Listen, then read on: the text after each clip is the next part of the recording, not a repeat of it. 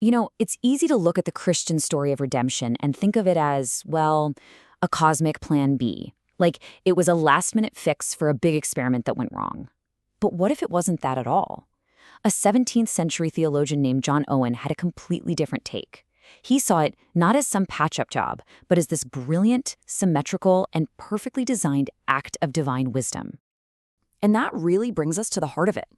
What if the most elegant solution to a massive failure wasn't just a fix, but its precise and perfect opposite?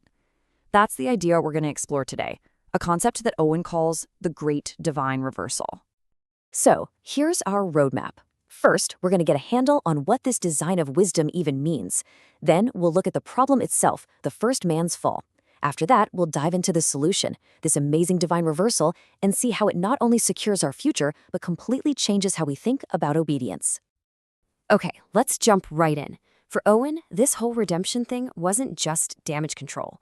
No way. The solution had to be so profound, so brilliant, that it would actually bring more glory to God than the original failure brought dishonor. It needed to be a true masterpiece, not just a quick fix. So, what was the actual problem? Well, according to Owen, it was humanity trying to fundamentally flip the created order upside down. He calls it an upward grasp, a creature trying to snatch a position that was never meant for it. To really get why this was such a huge deal, we have to look at the original design. Owen says that humanity's natural and necessary state was one of complete service to its creator. Now, this wasn't some demeaning thing. It was the proper, beautiful, harmonious order of the universe, total dependence on the source of everything.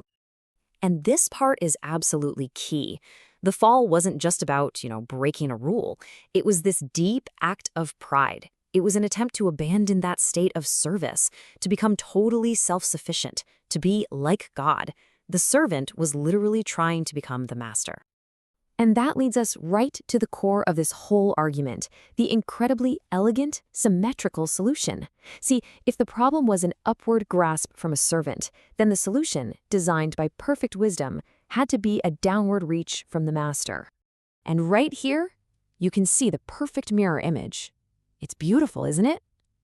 Adam, who was by his very nature a servant, tried to seize mastery for himself. So, in response, Christ, who was by his very nature the Lord of all, willingly came down into the very state of service that Adam tried to run away from. Owen uses this verse to show just how deep this service went. He brings up this ancient custom where a servant who pledged themselves to their master for life would have their ear pierced as a permanent symbol. In that same way, Owen argues, Christ's human body was specifically prepared, or marked, for a life of absolute, willing service to God. And the parallels just keep going. Adam, as a creature, was inherently poor. He had nothing of his own. Yet he tried to make himself rich by, essentially, robbing God of his glory. And in perfect contrast, Christ, who was infinitely rich, willingly became poor, so that through his poverty, others might become rich. And here's the final brilliant reversal. Adam was bound by every single obligation to obey his creator, and he chose disobedience.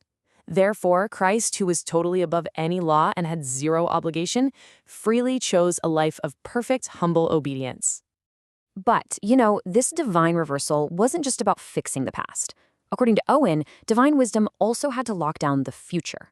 The new inheritance that humanity would receive had to be set up in such a way that it could never, ever be lost again. I mean, think about it. It wouldn't really show much wisdom if God just set up a second inheritance that could be messed up in the exact same way as the first one, right? A new, totally foolproof plan was needed. So how is this thing made so secure? Well, instead of giving the inheritance directly to flawed human beings again, the entire grant is placed in the hands of one perfect heir, Christ. And because he is incapable of failing, the inheritance itself is eternally safe. It's kind of like a trust fund where the trustee is perfect and can never make a bad investment. Everyone else becomes a joint heir with him, and our share is protected by his perfection. And there's another really cool layer to this. This design wasn't just about salvation, it was also about justice. See, Satan's initial victory came through deception and craftiness.